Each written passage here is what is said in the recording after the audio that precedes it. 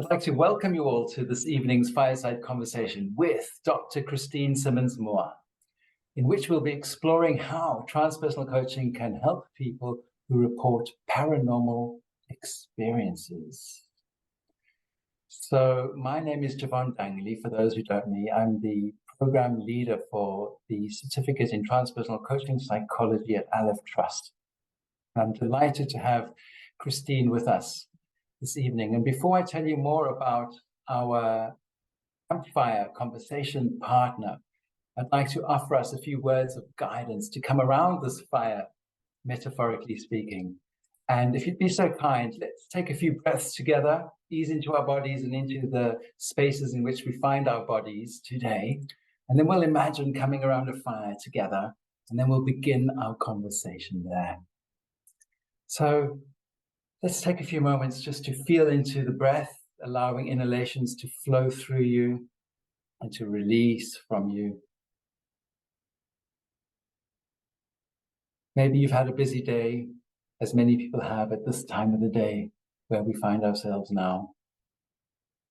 Maybe there's a lot going on and you can gift yourself the breath by tuning awareness into the sensations of in-breaths and out-breaths as they come and go.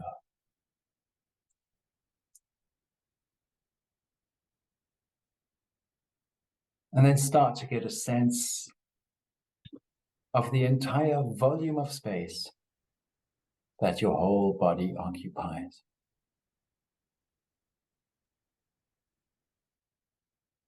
Breathing into the fullness of the space that you fill.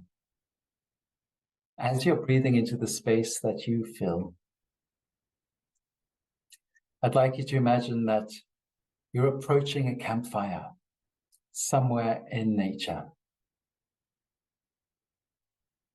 somewhere in the wilderness, and you can choose the wilderness of your choice. Maybe it's a forest, by the mountain, river or lake. And a big, beautiful campfire burns, awaiting your arrival. And as you feel called to take your place by the fire, you notice others emerging from the wilderness too. And here we find ourselves at the campfire. And as we approach the fire, we feel the warmth of the flames upon our faces. And we see faces of others illuminated, coming into circle. You can take your place by the fire now. Lean in, warm up. Notice those around sitting here with you today. We've come to be in conversation. We've come to hear and explore. I'd like to take the next moment to introduce our conversation partner for this fireside conversation. Dr. Christine Simmonds-Moore is a UK native with a PhD from the University of Northampton that explored schizotypy as an anomaly-prone personality. She is a professor of psychology at the University of West Georgia, where she teaches courses in psychology, transpersonal psychology, and other topics at undergraduate, MA, and doctoral levels. She has research interests in parapsychology, exceptional experiences, transpersonal psychology, psychological boundaries, paranormal beliefs and disbeliefs, mental health correlates of exceptional experiences, synesthesia, altered states of consciousness, healing, and placebo effects. She is the recipient of several BIAL grants to study exceptional experiences, including a new project on aphantasia and exceptional experiences. She is the co-author of a textbook on anomalistic psychology and edited a collection of chapters about exceptional experiences and health, and several publications pertaining to exceptional experiences. Christine has also recently completed Aleph Trust's certificate in transpersonal coaching psychology. So Hello, Christine. It's wonderful to have you here with us this evening. Yeah, it's great to be here. Thank you so much for the invite. I can't wait to converse with you around this fire, which I'm imagining, about parapsychological experiences and what I've learned since I started dipping into this a while back now. Brilliant. Well, Christine, I feel really privileged that you've made the time to be with us to share your experience. What are parapsychological experiences? That is a very good question.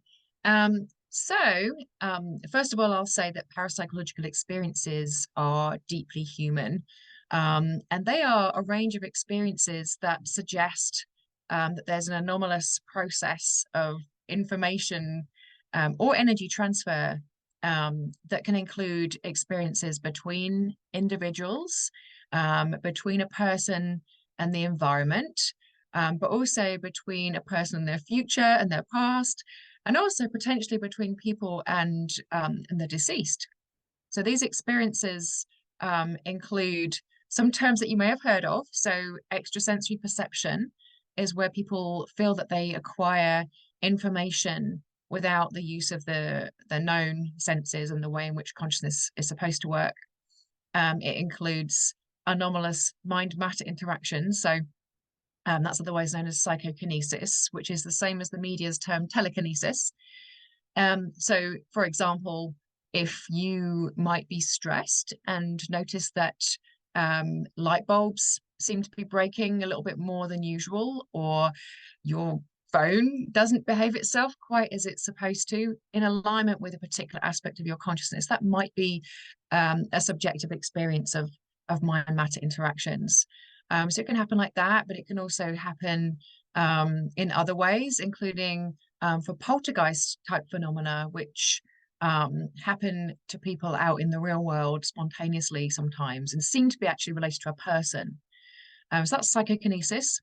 And then the third wing of parapsychology or parapsychological experience refers to experiences whereby consciousness seems to exist separately from the physical body. And that's even just for a very short period of time, but also perhaps more longer term experiences. So, examples of that might be you have an out of body experience where you might just feel like you pop out of your body and just hanging out over your head for a little while, and then you go back in again. Or it might be a more long term out of body experience where you feel like you actually go somewhere. Even more interesting, if somebody sees you where you feel like you go, that's intriguing. That also includes people's encounters with ghost type phenomena, the deceased, like their loved ones in after death communications, and the experiences of mediums. We also study near death experiences, which are a range of experiences that can happen when people are in close proximity to death or who actually pass away. And they might have some interesting experiences of consciousness when they should not have consciousness, where the body is kind of out of the picture. So those are the three wings of experiences. And like I said, they're deeply human. They have been reported cross-culturally.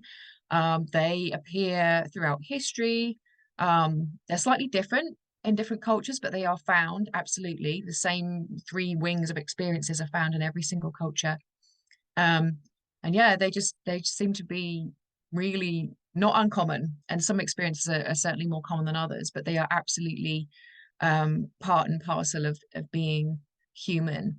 I've also got some things to say about when they happen, but I'm going to wait for your next question about that. All right. Thank you, Christine. This is certainly very compelling. And I don't know how many people in the live session with us this evening have had experiences that you can relate to what Christine has just introduced. But what I do know is that there are many students of transpersonal psychology among us. So can you speak to any potential differences between parapsychological experiences and transpersonal psychological experiences? Yeah, I mean they definitely share a lot of common correlates and circumstances, for example, when they happen. So, you know, sometimes parapsychological experiences can be also transpersonal. A classic example is where people might have a near-death experience. So that's the classic bit, is absolutely in both camps. So it's transpersonal because oftentimes in a near-death experience, people feel like they leave their body. That's the first part, which is an out-of-body experience. They might see their body hanging around down there. They might then have some parapsychological experiences there because they're separate from their body.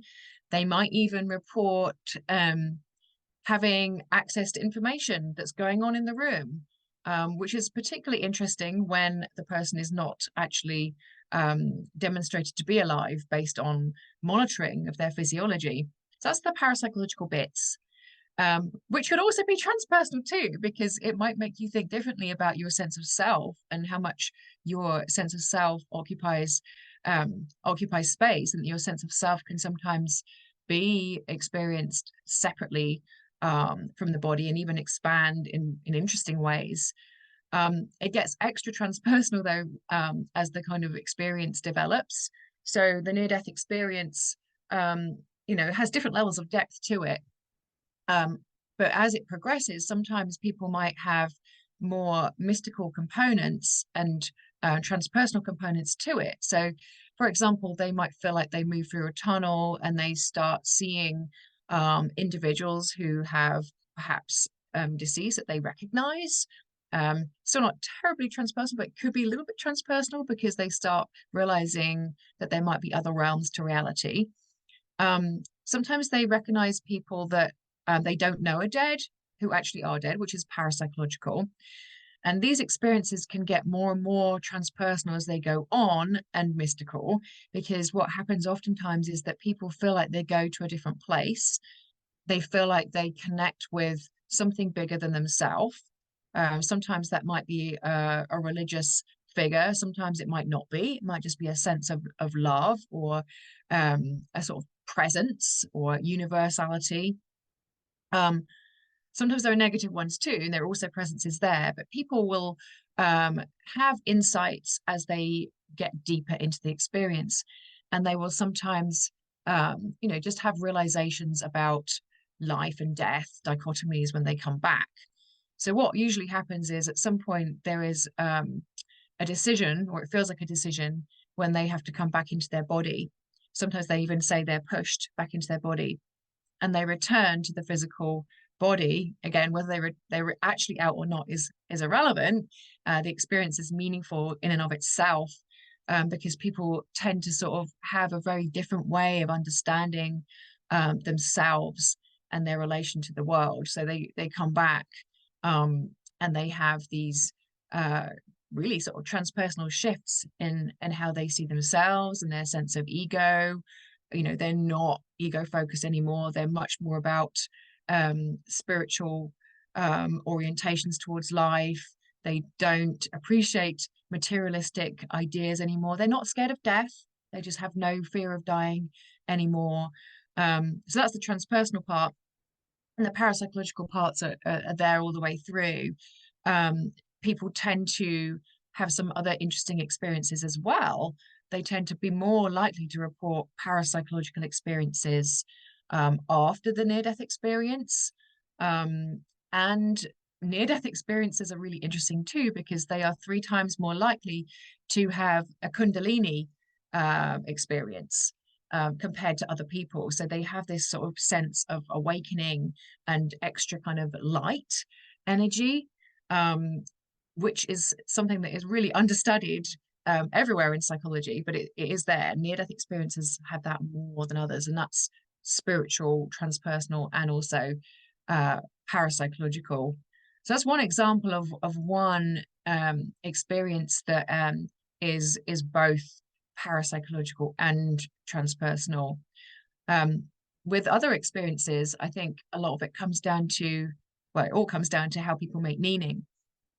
Because some parapsychological experiences can be really sort of mundane. So I had one once where I knew my shoelace was going to break, and it may not be genuinely parapsychological, but I'm like, that's sort of boring. I think there was a SPR researcher that called those just one of those things. But even though it seems really mundane, it's still interesting, and it could be potentially has the potential to shift how you see reality. because if I'm aware of something that's going to happen, that could change how I see the world. But that one's not as interesting as perhaps ones that include others. And a lot of parapsychological experiences are extremely relational. They tend to happen, to people who they are related to. So in the context of people they're related to, or they have a close bond with. So for example, in a telepathic experience, again, whether it's real or not real is irrelevant.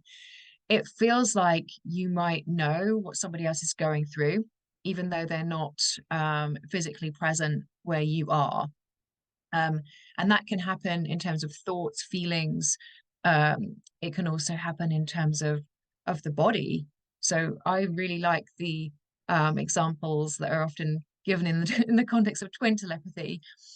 So twins will often talk about how a twin has gone through an accident at a distance, which is horrible.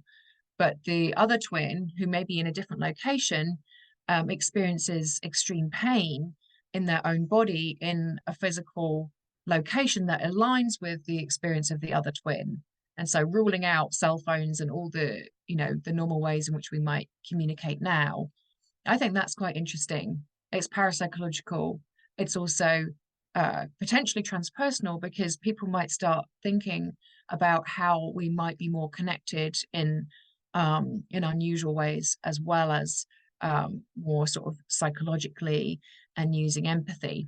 So it sort of suggests empathy can be extended and shared, in terms of the body and in terms of these lived experiences when you shouldn't be having those. So that's an example again of one that could be both. And yeah, it's hard to distinguish them in many ways. I think I would say it depends. I've got lots of other examples too, if you want me to keep going. But yeah, a lot of them can be both. It really depends, because it might just be that you have a telepathic experience and you think, well, I'm just hallucinating. That's just because I'm tired, or, it's a coincidence. And it might be a coincidence. But if you decide that it suggests something about your relationship with perhaps your twin or your sister or your mother, then that's where it can lead into more transpersonal insights about how we can have these shared experiences and we're not just isolated beings. Thanks, Christine. Yes, that makes me think that regardless of how we label the experience, if it is something paranormal that has a transformative effect, then we can consider it a paranormal experience that is transpersonal. Yeah, absolutely. Would that be a simple summary? Okay. I think so. Yeah, I think yeah, they share. The way I think about it is like a Venn diagram. I mean, they share so much. I mean, really, they, like, the people who are more likely to have subjective paranormal experiences are probably the same people who are going to have transpersonal experience or potentially transpersonal experiences. I suppose there are some transpersonal experiences that might not fit into a parapsychological category, but there is an absolute lot of overlap in the middle of that Venn diagram, I would say. So, because it is something that will happen to people when they tend to be in more altered states of consciousness, even sort of mild altered states of consciousness, like as we're kind of falling asleep and waking up from sleep, and dream states. You can have both transpersonal and parapsychological experiences. And personality types who are more likely to have both are the same. It's the same, I would say. That's interesting. I've had many accounts of sleep paralysis many years ago. And they've occurred at interesting times in my life when I was going through some form of transition, relationship, or moving countries, sometimes a combination of the two. And there would be this presence in the room. My body was paralyzed. I was very aware of the room, the space in which I was. The mind felt very awake. The body felt very asleep. And the interesting aspect of that was the existence of a presence, and that presence on one occasion was a warm and comforting presence, but on two, and on other occasions it was not. It felt hostile. Yeah. What is that? No, I mean, I'm glad you brought up sleep paralysis because it's a really interesting one. And sleep paralysis in itself is not a parapsychological experience, but it is an anomalous experience. That's where we kind of get into interesting categories of experience. But it can have parapsychological components and it can have transpersonal components. Yeah, sleep paralysis is really interesting, and I think it tends to happen when people are undergoing stress. And actually, that's kind of leading into the triggers for parapsychological experiences and transpersonal experiences. One of the triggers is stress. It kind of goes at both ends of the spectrum in terms of arousal, and that's the same for transpersonal and parapsychological. But yeah, sleep paralysis experiences tend to happen when people are undergoing a particular stressful period in their lives. So yeah, that makes sense that it would be a time of transition. It also happens when you are sleeping on your back, which is interesting. More likely when you're sleeping on your back. It happens when you are generally in a sort of more dissociative state.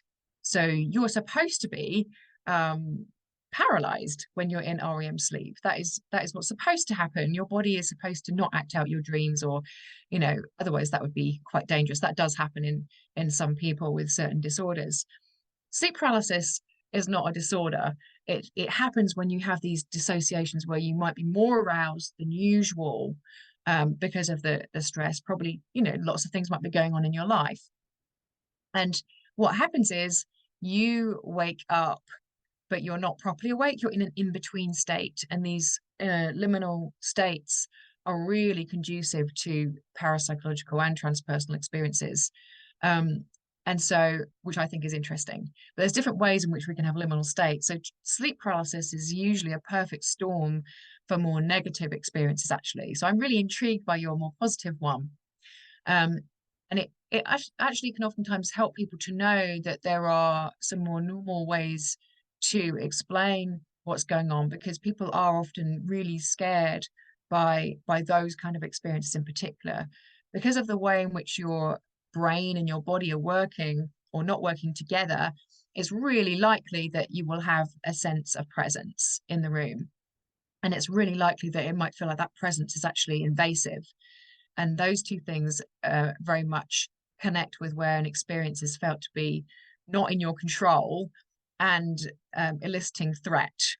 But if you can have a reframing of that, of any threat, and taking it back into your control, even saying, "Oh, it's just a sleep experience," that can help. And if you tell people that they're the ones that are in control, that can also help. But oftentimes people will say, "Oh, it was a negative presence. It was pushing down on my chest." And that's how you have things like the old hag attack, incubus. It's there across different cultures. But yeah, I'm intrigued about your positive experience. So how did you turn it into a positive experience, or was it positive from the outset? I guess the meaning I attributed to it was positive. I mean, I felt the duvet being lifted. I felt something enter the bed with me. I knew there was nothing of solid matter in that place. I was home alone. But I felt the mattress move. There was still a weightedness in the presence that joined me in the bed. But it was behind me, and I couldn't turn around. I couldn't move a limb to try and identify what it was. And this was one of my first experiences. So I became, that was not necessarily a positive one as such, but it did offer a degree of comfort, considering that I was in a relationship transition at the time. And I felt as if something had come to say, "You're all right." That was the meaning I attributed to it.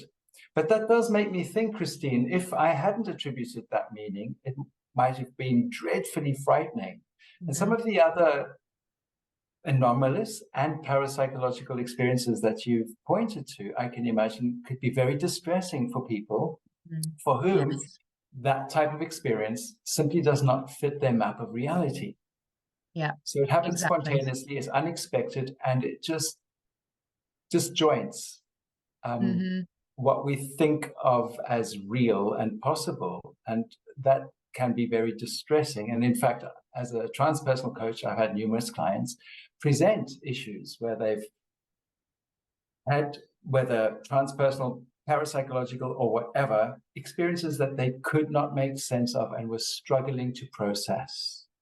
Yeah. So along those lines, what contributes to distress when these things happen? And then I'll be interested in knowing what can we do as transpersonal practitioners to support such people? Yeah, no, this is like a really important question, and you hit a lot of things on the head as you kind of described your own experience, because you said that you appraised your experience positively, and that is absolutely kind of where we'll end up with the kind of some of our summaries of how to sort of address some of these experiences, deciding that you're in control versus not being in control are some of the key things, and something happening to you, something happening that you're not expecting can be more distressing. So we'll go through some of this, but yeah, just to say with the sleep paralysis experiences, I have a similar story with this weird experience of something that I felt was behind my head, and I was scared. It does make you scared to have this. You're not expecting it. It's happening out of the blue, and these kind of things are much more frightening than when we kind of go in and intentionally decide that we're going to have a paranormal or a anomalous experience. So that's kind of one thing. So you and I have both had that happen to us. I had a similar experience of deciding how I was going to package my experience, which is really at the crux of this too. If you have no way to package it up, it can be much more stressful. It's almost like spilling a load of pebbles on the floor. They're just everywhere, but you kind of then pull them. If you have like some kind of square or a circle shape, like maybe a hula hoop, you can gather them all up and you can control them. You've got a way to make sense of them. You put them in a shape. So with mine, I was actually interestingly reading for my PhD about sleep-related anomalous experiences. And the framework that I was applying to my weird experience was, it's something to do with sleep. It's something to do with hypnagogia. Hypnagogia is the state of consciousness between wakefulness and sleep. And I've been reading about all these things. I had a big pile of papers on the floor. And so, you decided yours was something that was meaningful and symbolic. I decided mine was something to do with something I'd been reading about, and it was a way to sort of bring it back into a shape. It still was weird though. It continued to be weird for a while and scary, because I was just telling myself to open my eyes. You're in control. You can open your eyes now.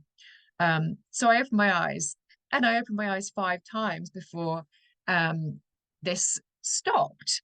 And then it stopped, and I was like, okay, that probably was a sleep experience. And then I found a paper that helped me make sense of it. But I think these stories are telling because you can decide how to make sense of, and it makes you have a sense of control and organization to know what it was. To not know what it was is extremely terrifying. So I think having explanatory frameworks, or having the ability to be able to talk to somebody who has also been through an experience like this, or who is open to these experiences, like a transpersonal coach, is extremely helpful, or an open counselor, or an open psychiatrist. One of the problems, like you said, I think, is that people are oftentimes not sure what to do with an experience because it's not something that they should be having. And I think that's part of this too. And so one of the things that we can do is be an open-minded coach, or be an open-minded therapist, however you're approaching therapy. Whether you believe or don't believe, allow the person room to sort of make some meaning. But it does help people to know what is out there in terms of how people have made sense of things. This is where it gets tricky, because you don't want to tell people exactly what their experience is, which they will be getting outside in the world, because they're seeking to know what on earth's gone on here. Sometimes experiences can be just like really sudden, and you might have been perhaps a disbeliever in parapsychological experiences, and all of a sudden you have this kind of encounter, perhaps with, we'll say, a deceased loved one, because after death communications are really common. You suddenly have this encounter. What do you do with that? Well, what you do with that is, you can feel lost and alone and go into a spiral of stress and probably tunnel awareness, and you can try to read about it, and that's what people will do naturally. They'll try and read about it. They'll try and seek out others who've had similar experiences, and when they seek out others who've had similar experiences, they start realizing they're not alone, and that's the first thing. You're not alone. And then finding commonalities in frameworks can help people as well, or like as a coach or academic or counselor, you can say something like, well, here's the possible explanations, and include lots of normal ones, and some people have this as an explanation and some people have this, and I think that can help too. But yeah, these experiences are distressing sometimes. Some people love them. It comes down to appraisal. Some people are motivated to seek them out, but for some people it's going to be happening out of the blue. When it happens, people are fully aware that these experiences can't happen, even though they do. They don't know the literature. The literature is, suggesting the opposite. These are common. These are not uncommon. So people keep it to themselves. And then they worry about being ridiculed. They worry about being given a mental health label. And so they don't talk about it. Another problem is that some people try to go to a therapist, and some mental health professionals have shut people down and dismissed their experiences. And that's where you've got to be really careful. Is why I think just present a menu. I think is a good way forward. Present the menu. Here's some possible explanatory frameworks for you. Let's see. Yeah. So what we see as well is that sometimes these experiences are going to happen to people who are going through transitions, like you said, for your own experience. So you might see them happening in times of stress. You might see them happening in terms of disruptions in their sleep, like sleep paralysis, but also knock-on effects in the daytime. You can see sometimes that they happen maybe gradually for some people, but for people who are experiencing a lot of stress, it can be like a really sudden awakening. And those are always associated more with stress, because it's happening all of a sudden. But yeah, people basically need an organizing framework. They need to be able to talk about their experience in a social place where they can share what's happened and maybe be listened to. They can be reminded that they are in control, like whether they feel like they are or not in the first instance. They can be reminded that, whatever the experience is, they can decide whether they are going to allow access to the experiences or not. And we've learned a lot about this from studying mediums. So, mediums can, have lots of encounters with apparently deceased entities, and they talk about how they evolved over time. And what they'll say is things like, when it first started happening, it might be when they were dreaming, they would have maybe kind of voices coming in, and it was scary to start with, what do I do with this? They find a social group who help them, and they realize by talking to the group that they can schedule the voices. And so they learn that they can say, yeah, I'm not going to listen to you now. I'm at the supermarket. You can come back at 6 o'clock. So you can help people to develop these sort of metacognitive strategies for how and when these experiences are going to come in. So yeah, I'd say like the main things are normalizing, you're not alone, helping people to develop their own framework and introduce them to existing possible frameworks. I think it's really important to present the normal psychological explanation, because that can really help in certain circumstances, but not to shut them down and say, well, here's some other explanations too. And recognize that for some people, these experiences can be symbolic. Like you said with yours, it can be symbolic of something that could tell them something about their life and how to move forward. Thank you, Christine. That really makes sense, because in helping people to make sense of experiences that would ordinarily not make sense, they're able to begin to process it, find like-minded people who Yeah. had similar experiences to speak to about it, and perhaps even derive value from the experience Yes, through the meaning that they attribute to it. And I think that's where we as transpersonal coaches certainly have value to offer. definitely. Avi, I Yeah. see your hand up. What's on your mind, Avi? We'd love to hear from you. Thank you, Jevon. Christine, thanks so much for being here. This is really fascinating. I want to ask if this is a reasonable way to think about paranormal experiences, that we actually have them all the time, and that we have the ability to have them all the time, and that our brains or some element of us works very hard to keep us from the conscious awareness of these, because it would freak us out. And of course, I'm analogizing this to the way a lot of people think about psychedelic experiences, that we walk around actively keeping ourselves from having all the sensation and awareness that we actually do have or could have. And when we take the drug, it puts that active resistance to sleep and then lets us have the experience going forward. And I'm wondering if you think, given that you're someone that thinks about this a lot, is that a reasonable way to think about what's happening with paranormal experiences? I think that's a very reasonable way to think about what's happening. And there's a lot of emerging evidence on that. So I would direct you to Jim Carpenter's first sight model.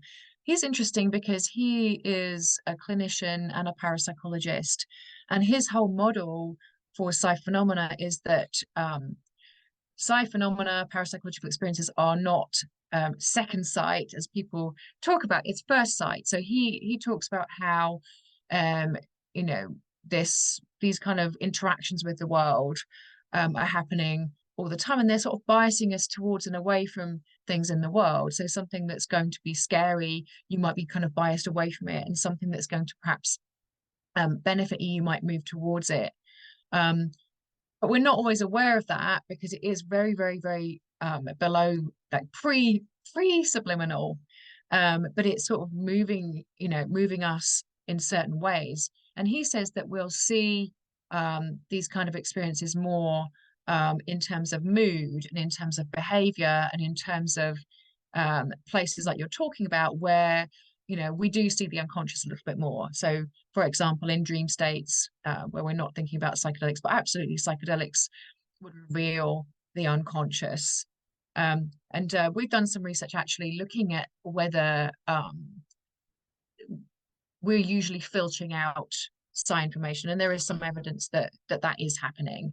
And there was a new study that's, I think, out this week that was doing a TMS study with the brain, and it was kind of knocking out the brain, and they found that there was an increase in performance at a psi task to suggest that we're normally filtering out this information because we don't need it all the time.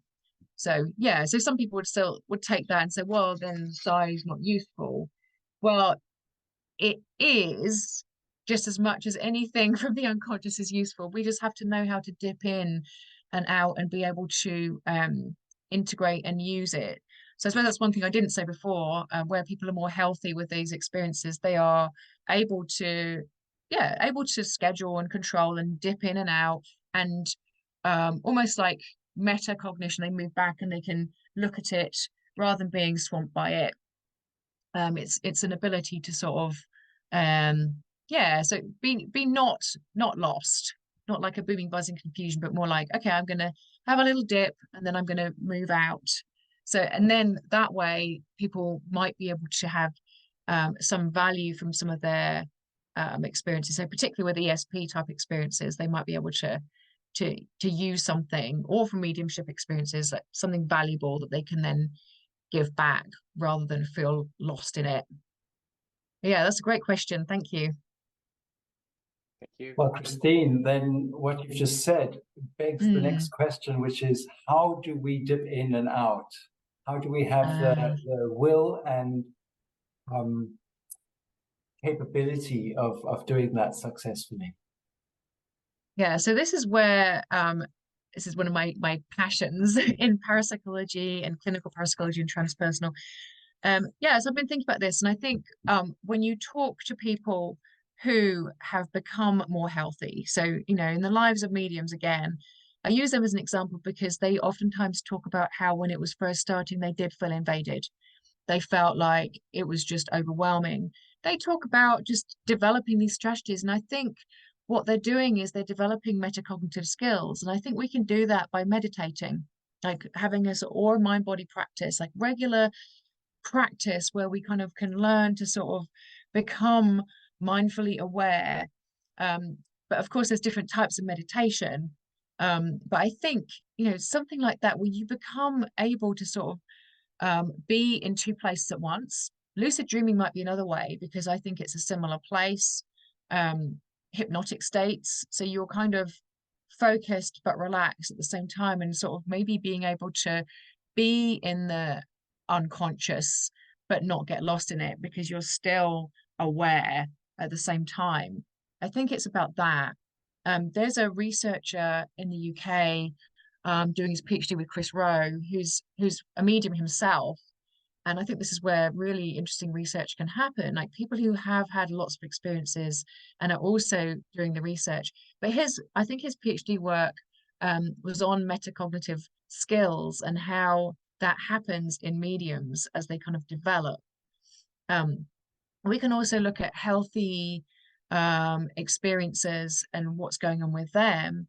And they do seem to be able to respond differently to stress, which could also relate back to having some kind of mind-body practice, because people who are less healthy have this kind of you know, reaction to the stress, and the stress causes the experiences, and then they might kind of get lost in it. Whereas people who are more healthy seem a very different response to stress.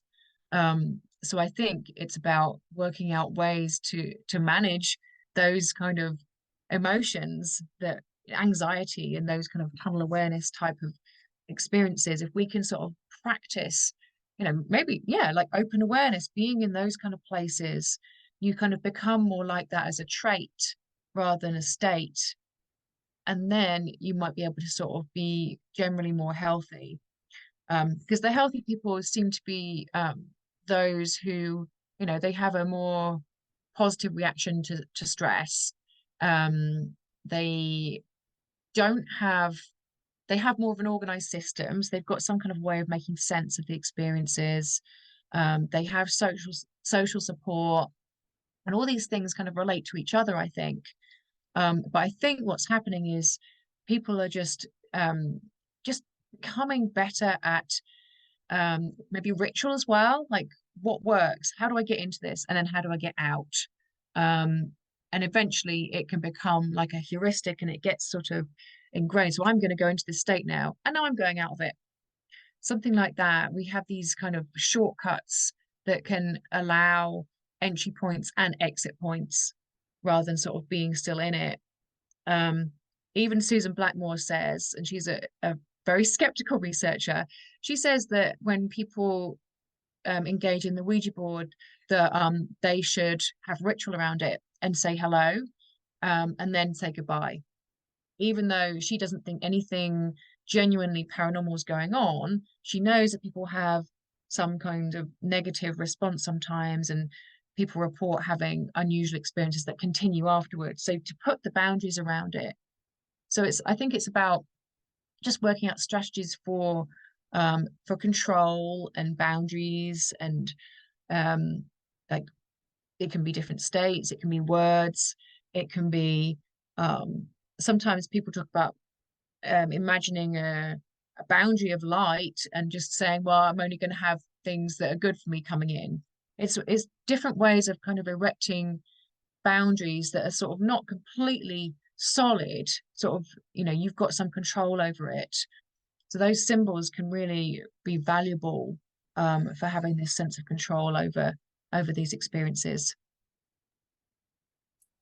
Thanks, Christine. That really starts to point practitioners in useful directions in terms of how we can work with clients on a case-by-case basis, depending on what they've experienced, how they've been affected by the experience, the meaning they're attributing to that, and then the types of skills that will be useful to them to approach that situation in a resourceful way. And of course, at our disposal at Transpersonal Coaches, we have a very useful skill set that can be applied for that purpose. But I have another question that, you've spoken about the existence of, or the subjective experience of a presence in the room that is a sleep anomaly. But what about the potential of the existence of an entity that is not a sleep anomaly, that is sensed in other ways, in wakeful states, in daytime? And, as somebody born and raised in South Africa, surrounded by traditional healers and so on, people were very much connected to the land and the collective belief of the, you could call it witchcraft, that people can commune with spirits and that spells can be cast. And of course, this doesn't only stem from the South, it stems from the North, the East, the West, all over. And it's perhaps something that we have been more in touch with in generations before this one. So in this day and age, what might you say about the potential existence of non-physical beings in our surroundings, how they occur to people? How does that relate to what you've said so far? Is this any different? No, I mean, it's a question I get asked a lot because, people always are like, oh, you're the Ghostbuster.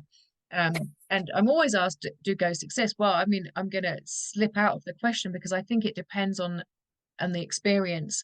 I don't think we should say at the outset that they don't exist, or that they do, because I think sometimes by telling people that entities exist, it can be very scary for people. So I think it's just really important, again, to work with people in terms of their meaning making regarding these spontaneous experiences.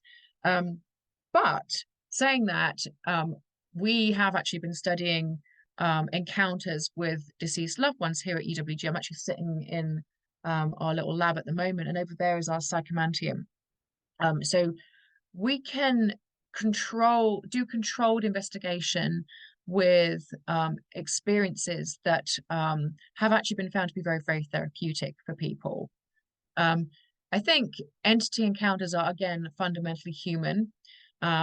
There are more negative encounters, and we need to understand those too. We actually have a PhD student here who's studying the psychology and parapsychology of demons and looking at kind of what that means about our psychology.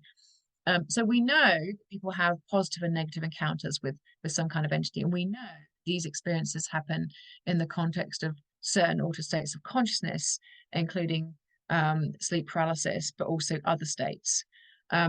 In order to understand them in a more healthy way, which I think is where I would like to go, well, I mean, I study all of them, but with the psychomantium can help people to have encounters with deceased loved ones. And we can then, if we can encourage an apparition or entity to emerge within that context, then we can study more about it, and we can study more about its correlates, including physical and physiological and psychological correlates.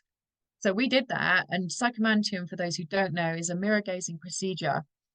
So there's a big mirror. Don't want to move my computer in case I move us off the Zoom, but maybe we'll see at the end if I can move it so you can have a look. But there's a mirror, and it's arranged at a 45-degree angle. So the person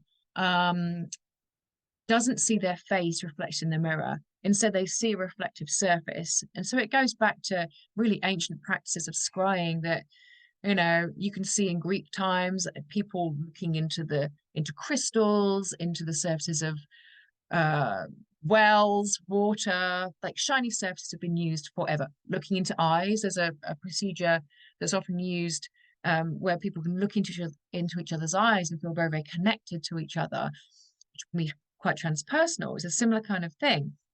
But here you're gazing into the mirror.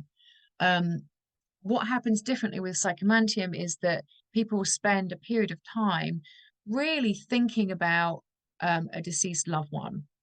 And so they are bringing that person to their mind. They're imagining how they walked and talked and their relationship with them. And we got people to draw the loved one and look at photos, things like that. So they're really sort of bringing them into their mind's eye. And then we get them to go in and do the mirror gazing procedure. And after about, I suppose, 15 or 20 minutes, some people report having the emergence of some kind of encounter experience in there. And it's interesting because it does happen. It feels like it's happening in some kind of external space. I think this is a really beautiful way to explore entity encounters in a healthy way. Because what happens is people do have encounters. And what's really interesting about it too is that they feel like they have an opportunity to really connect with the deceased loved one and say goodbye sometimes, or resolve an issue. And we had people in there who had some kind of more physical experiences that felt like the person was actually in the room with them, including somebody who had the feeling that her deceased father was doing this, like stroking the back of her head. It's very kind of physical and very positive, even if there were emotions. It was, yeah, really, really interesting. So to control the study of these kind of encounters. And then, you know, we can then see, oh, what's happening in terms of the other stuff. And we did find that there were some interesting personality correlates and some physical correlates. So we found that where people felt that something was taking up space, there was a relationship with geomagnetism, something environmental. And a random number generator was not random. So something about that too, but only amongst synesthetes, which is a group of people that I study. And those are people who have, I suppose, an extra way of experiencing the world. So like colors for days of the week and things like that. So for the synesthetes, there was something really interesting, unusual interactions between the person and the environment. So from that, I mean, something's happening. Entity encounters are certainly something that are psychological and physical. What they are, we don't really know yet. I would say probably there's lots of different ways to take that up. But again, you know, it's definitely something that is feeling like it's taking up space, and there's some evidence for that too. Does that answer your question a little bit? It does. And before I move over to Christiana and her question, I'm just curious to know about the potential of trauma being a precursor for the existence of perceived entities and such phenomena. Yeah, now trauma's up there as a correlate of paranormal experiences across the board. And so that includes entity encounter experiences. It's not the only thing though. So I think again, like it's really easy to pathologize experiences when you say, oh, well, these are just happening in the context of trauma. Because it's not always trauma, but there is something there. So if you look at the life histories of people like mediums again, who have like regular encounters with entities, oftentimes you'll see that there is some kind of childhood trauma in their life history earlier on in life. But that doesn't mean that the experiences are all just necessarily illusory. It might mean that they have been able to develop ways to sort of jump more easily into altered states of consciousness. So it's almost like trauma can help people to be able to perhaps more easily dissociate, which can be a place where you might potentially access information that could be relating to some kind of genuine aspects of reality or something, or things about yourself, experiencing aspects of yourself in different ways. And that's kind of where the wisdom comes in. But some people can have the experiences without having trauma in their life. And maybe that's then through a sort of different route of being encouraged to have fantasy proneness and imagination and honoring altered states of consciousness rather than being scared of them, which can happen in countries like Brazil, for example, where there's lots of kind of embracing of spirits and those kind of ideas. So we can learn a lot by looking at Brazil versus other Western cultures. But yeah, trauma can be a stimulus for experiences though too. So you might have had a prior trauma, and it might be that when an experience is happening, there might have been something that triggers it, and it's stress. And I know that Steve Taylor's work focuses a lot on that. You're having like a lot of experiences happening, you know, in the context of loss of a loved one or trauma, things like that. And that might be causing some kind of opening, and suddenly you have paranormal experiences that you're experiencing at that time. So it's kind of in the life history, but it's also something that might be immediately triggering some of these experiences that people will then have. Again, it doesn't mean they're all illusory. It might be that they're very interesting, and it's like a sudden way of seeing something about your own unconscious or the wider world. Again, could be an opportunity you know, to really sort of explore what is presenting and what that means. Yeah, sometimes the paranormal experience that can happen does echo an earlier life trauma. So that's something to play with as well as a coach. It's like, what does this mean? What is the content of this experience? And so oftentimes it might relate back to that kind of earlier experience. Yeah, thanks, Christine. And once again, it offers coaches and even therapists a leverage point, because the manifestation in terms of parapsychological phenomena may indeed be revealing of where the problem lies, but may also provide insight and potential for healing through the meaning that the client would then be guided to attribute to that. Exactly. So thank you for your expertise. Christiana, we'd love to hear from you. You've got your hand up. Hi. So I just wanted to rewind a bit to where you were talking about entities and sort of being non-committal when people ask about them for not wanting to sort of frighten people. And it's an interesting thing that I've come across actually in these lectures. I sort of come across it in my work, but there was another guest lecture where it was a psychedelic one, and somebody said, "Oh, I'm a bit scared because can't you possibly come across, you know, entities, negative entities or whatever?" And I always sit like, I really at that point the speaker said no, and you don't need to be worried about them. And I feel like I don't know, because I personally experience them all the time, and I'm not frightened of them. And I'm actually currently in a really peculiar state.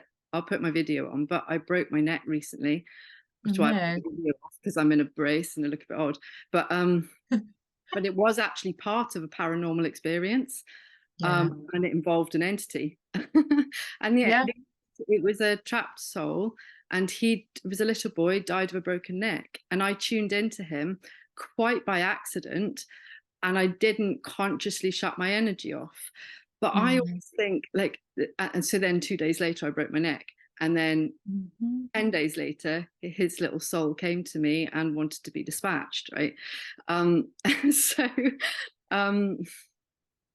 Yeah, I just always think, well, don't we have a sort of moral duty in a way to let people know there are, I mean, he was not malevolent, but there are malevolent spirits. Well, I think you just have to be careful about saying it's a spirit. I think that's it. So I think like working with the client and their meaning making, because with your experience, I'm like, that's so interesting. I don't think we should deny that people have negative encounters, because they do. I think it's about equipping the person with what that might mean. That's why I'm talking about the menu idea. Yeah. So you could say, well, is it an entity, or is it a precognition, or is it something else? But it's still kind of, because if you look at it on multiple levels, you could say, well, there's something negative that's happening. If it was a precognition, you might have known that you were going to have a neck incident, which is negative and painful, probably. But equally, it could be that you encountered something that is an actual entity. So like the menu approach is, like these are the things that you can take on board, rather than telling the client this is what it is or what it isn't. I think we absolutely need to acknowledge that people do have encounters with what might be labeled a demon, which is why I'm really excited about our PhD students' work, because she's going there and she's like, well, what is it for? And just looking at the history of the study of demons and how they have value. They have value, and encountering them, I think it's about how you encounter them, because whatever they are, it's got some kind of meaning packaged up in it that has a message for you. Rather than being terrified of it. But if you say, oh, it's an entity, people oftentimes were like, oh, get really, really scared. When if you say, well, okay, well, what does it mean for you? What do you think it's telling you? And being neutral, ontological neutrality, it might be an entity, but it might be something else. And here's some other things that it might be. So for your experience, I would say to you, like, what do you think it was? I mean, it sounds like it's gone now. Like you had that interesting experience. I mean, it was, that a lady asked me to clear her house, and she didn't know that what had actually happened in the house was a little boy had broken his neck. She didn't know that until I'd already broken my neck. And then I was having a healing, and his me. But there were a few other things as well. So what I love that you've said is offer a menu. I just think that's so brilliant, because I keep seeing it. I'm on the master's program, and every topic I study, I'm like the kid from Life of Pi. The more I see a different approach, I'm like, yes, and that one's totally relevant as well. It's almost like all of them. There's not just one answer oftentimes. And so then and I think that's it. People want the answer, because like sometimes in class people are like, well, what is it then? I'm like, well, I don't know. And I think it's okay to not know, or to be, to play with like all the different possible explanations, because sometimes it's going to be a bit of both anyway. It's not necessarily one thing or another. It might be both. And I mean, there's lots of evidence as well that we can create some kind of entity type experiences, like I was hinting at with the psychomantium. Like, so really strong intention and thought can sometimes like have some physical components to it. So where's it happening? Is it an entity in the first place, or did you create it, or something that's a bit of both? But I think it's about, like, at the end of the day, like, what is the best way for the client perhaps to make meaning from it, and how are you going to help them to find their framework for how best to make sense of it, rather than me saying it's not an entity. Because it was an entity. If the person felt like it was an entity, then to them it's an entity. I'm not saying anything goes, but just to sort of, be like in this kind of space, this shared space where, you're kind of with the person and working out what they're trying to learn from their experience, I think. Because oftentimes you start realizing people often want you to say it's a spirit. And I'm like, well, here's some other possibilities. And it may be this too. Christine, thanks for sharing your insights around all of that. The both and idea is appealing. Yes, I can hear voices, what they are. But these would be the voices of clients, potentially in my future. Maybe that's a precognition, saying, but there must be an answer. I need the answer. I need a degree of certainty. That's what I'm coming to the coaching for you to help me to make sense of something. So what I understand from what you're sharing here is, certainly I'm not going to be offering them an answer of any kind. That would never be what I would set out to do. But the menu is, here are options. Here are ways of looking at it, of perceiving what feels right for you, what makes sense, what's going to be generative for you so that you can move forward. Yeah, I think it's the best way forward. I mean, because I think as a parapsychologist, you're trained to know all the normal explanations, but I feel like just saying the normal explanations can be, I don't know, it can explain people's experiences away. I mean, people want to know those too, but I think you offer them and then you offer all the other things too. Oftentimes I get a sense of what I think the experience is. And I think if a client said, well, what do you think it is? I might say, well, it could be this, but I like to use play a lot because I feel like I don't know if there's many definites in the world anyway, because I'm probably quite liminal myself. But I would suggest like some things if they push me, but I think it's mostly useful to give the menu. And I've had it with friends too, because sometimes friends will write to me with their experiences. Because I think when they know that somebody's open, they start sharing. And I think they often will want some kind of answer, but they also don't want it. They don't want to necessarily know that it's a spirit. They want to know what you think. So then the menu is the answer. Yeah, that's great. Thank you. Rosianna. So you talk about Brazil, and I'm Brazilian, so I know a lot about what you're talking about. But when you say about to believe that there is a spirits or ghosts, let's get an example. I don't know if you heard about Chico Xavier, have you? A Brazilian? Yes. Okay. So I don't know if you know as well, he will have for years and years, 10, 20, 30, I don't know, years, every single day a lineup in front of his home of mothers that lost their on the kids, and they can go over it.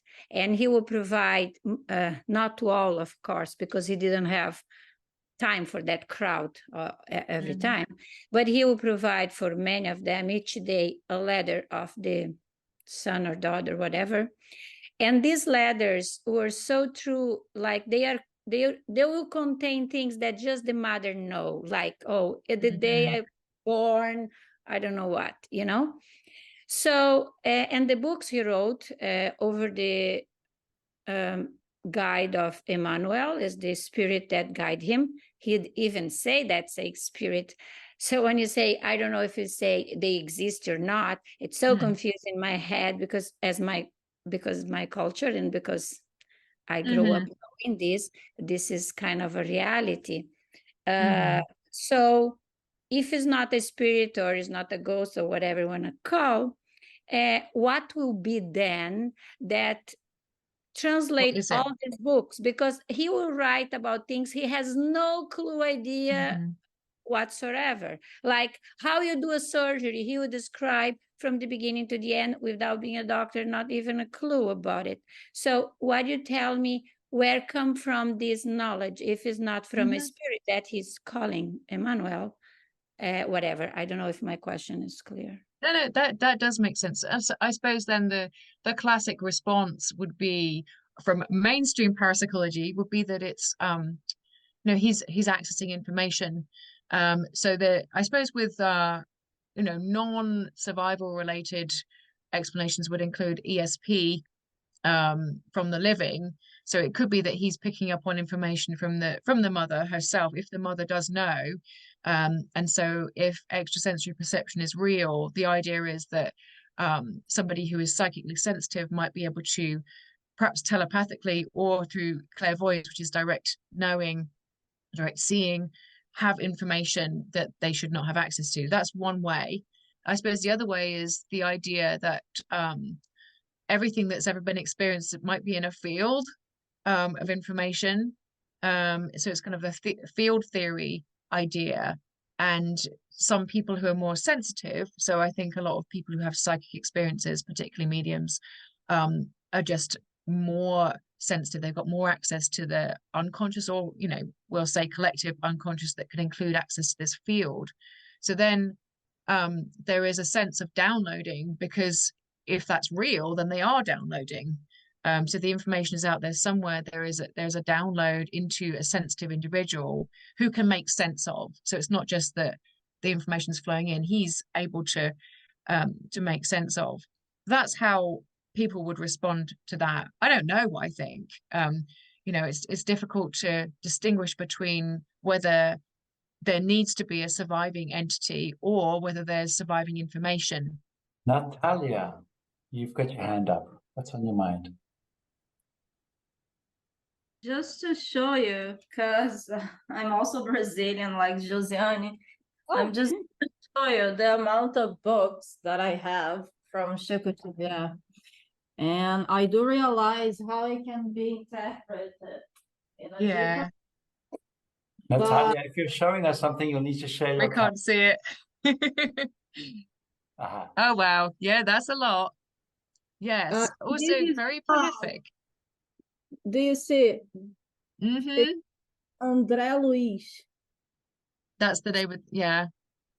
It's not only one person that writes down through him. Mm-hmm. They are different people that rise through him. And when you read these different kind of books, you know it's coming from a different person. It's not the same. It's not the same person because they think differently. And the kind of knowledge that you acquire in these books, the psychological implications of reincarnating and how you fix it, it's brilliant. Plus, there is another book, unfortunately, I gave as a present. He explains physics terminology of high level. Yeah. I think he never concluded high school. And there was another, he was also able to conclude a poet. There was a very famous poetry guy, but he died before finalizing his how can I say, his art, right? So Chico Xavier completed, and there was a huge study to realize that actually it was very plausible that it was actually the artist who was concluding the poetry. So just I know where you're coming from, but reading through him, it's very difficult for me not to have this idea that it's actually dead people, dead souls that he's channelizing. Well, I mean, again, I'm not saying I'm not open to that. I'm just saying that there are lots of other ways that you can look at it, and we can be very different people in dissociated states, and we can learn a lot from studies with dissociation. But yeah, there's lots of other examples of mediums that can do that too, and seem to be able to produce like works of art that are in the style of deceased mediums, deceased artists, which seem very, very convincing. So yeah, I mean, there's definitely some really convincing evidence out there that suggests potential survival, but I don't know. I'm just trying to say there's lots of ways to look at it, and if we're talking about coaching people who've had these experiences, you go with what their interpretation is. However, I would say you still have to be careful of giving people too much specialness as well. So we haven't gone there yet, but the one way in which parapsychological experiences can be problematic is where people do get very, very attached to their experience. So there's that too. But yeah, I'd like to read more about him. I've been to conferences where his work has been discussed, and he is very intriguing. So I really appreciate you sharing about that. I didn't realize how many books he'd written. That's pretty phenomenal. It's just a pill. Yeah, fascinating.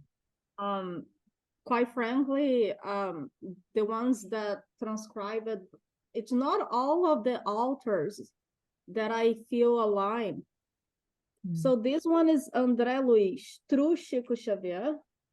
So the books that comes from this spirit I feel connected, but are not all of them that I feel like this. So that's the reason it's really improbable. We wouldn't be talking here about a very dissociative personality disorder, but it's a very, very unique way. I mean, I'm very, yeah. Yeah, I'm not saying it's disorder at all either. I'm just saying it's certainly dissociative, whether it's other entities or not. It's something entity-like for sure. Yeah, and there's like I said, there's several studies that are looking at it, and it's just really quite fascinating that people can do this in these different states. But it is a dissociated state. It's not a disorder. I mean, there's been studies that have looked at mediums, and mediums are more healthy than others. Even though they might score high on dissociation, they're healthy. So it's not. I think that's yeah. I didn't want to. I hope that I didn't come across as saying it's dissociative identity disorder, because it's not. It's very interesting what is happening. It's just the question is whether it's different parts of the self or access to entities. And I don't know if it really matters to a certain extent, because the information is coming in. And if the information is being used and is useful, then that's really cool. I think it's really cool anyway, these experiences. Well, we're coming up for time soon, though. We'll take two more questions. I'm going to read Amy's question in the chat window, and then Josiana, you can come on in again. So Amy's question is, are highly sensitive people or other types of neurodivergent people more likely to have parapsychological experiences? That is a very wonderful question that I was hoping to talk about. So thank you for that question. Yes, they are. And actually, a lot of my own research focuses on that. I haven't directly looked at HSP, but I have looked at transliminality and boundary thinness, which are really related concepts. They all intercorrelate really highly. There's several papers that suggest that transliminal people are actually sometimes more psychically sensitive, as well as having more experiences. And with regard to what I was saying before, transliminal people are also more likely to have transpersonal experiences and mystical experiences as well. So it's almost like, yes, there is a greater sensitivity in the mind and the body to normal subtle things and to emotions in others, but potentially also to other information as well. So perhaps like non-local information and other information. Yeah. Oh, yeah. And there's a paper that just came out, or was coming out, on HSP, and they did do better at an ESP task. That one just came out this summer. I see more questions. Okay, so that's very intriguing. I think a lot of transpersonal coaches identify as highly sensitive, which we can then allow to be a positive quality that benefits us in our work. Definitely, yes, because I think if you can, highly sensitive people are much more able to jump into different states as well. And I think that will help, particularly if you are ending up coaching somebody who's had a lot of these kinds of experiences. You'll both be able to enter that kind of shared space perhaps a bit more easily because of that fluidity and the ability to share consciousness. So absolutely, I think it's definitely a very positive trait. This information that comes from the spirit or the conscience, whatever, they used to see in Brazil say to it's a ring that goes from there to here, not here to there. There is no such a thing. He say, oh, now I want to write about this, or I want to know what's the lottery ticket number. No, it's about what they want, and the other side send to here, to this side. It's like, you know what I mean?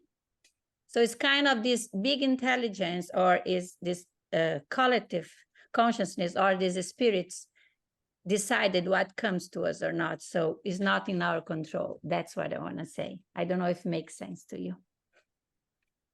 Yeah, so the person is more passively receiving information that is being, you're saying that you feel like it's being emitted from an external source. Possibly, yeah. I mean, I know that's how people experience it. My friend is a writer. He doesn't have many beliefs in the paranormal, but he says he he feels like he's downloading when he's writing, and he feels like he lives with the characters for a while, and when he finishes a story he misses the characters. So it's almost, even in somebody who doesn't think it's coming from a spirit, he is having the same kind of experience, which I think is really fascinating, because creativity is in many ways akin to mediumship, because you are, if you're really in a state of flow, it does feel like it's sort of not you doing it anymore. The ego is definitely not involved. So that's really cool. Thank you.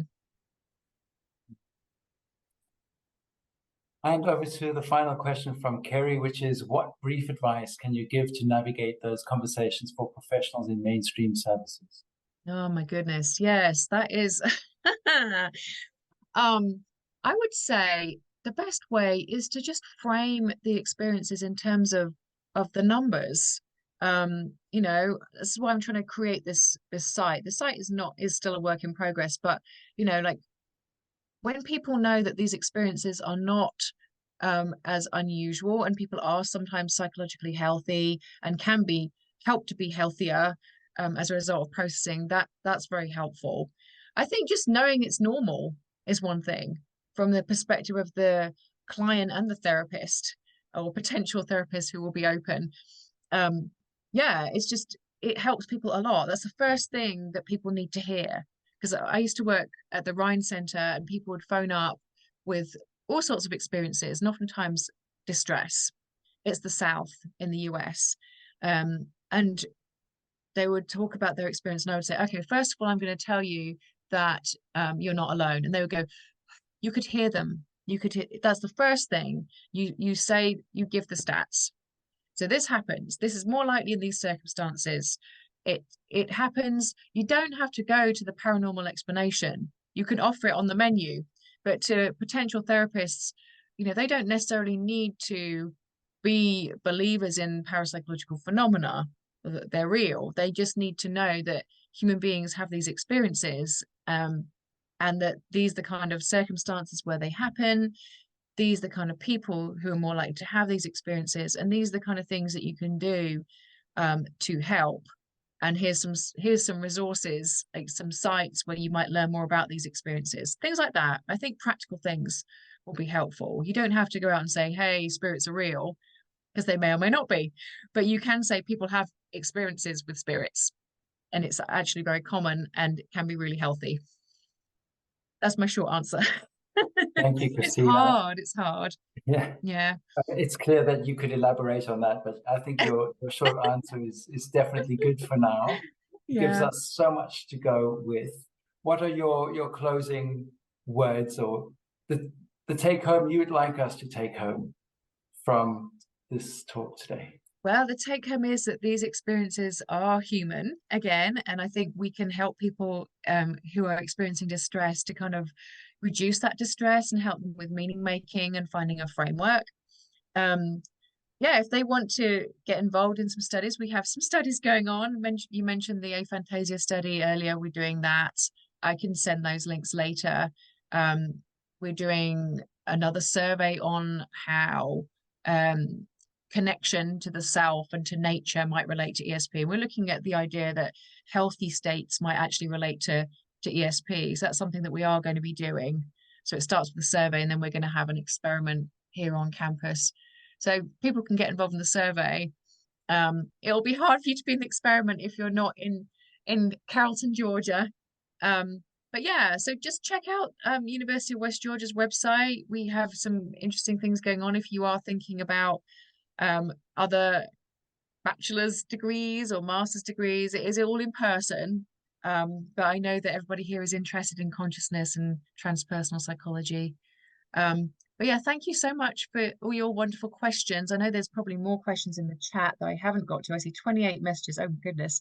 But yeah, if anyone wants to email me, I can put my email address into the chat as well. I'll do that now. So if anyone would like to email me. Well, while you're typing that email address in there it is. Christine, thank you so much for sharing your experience and knowledge on this riveting topic.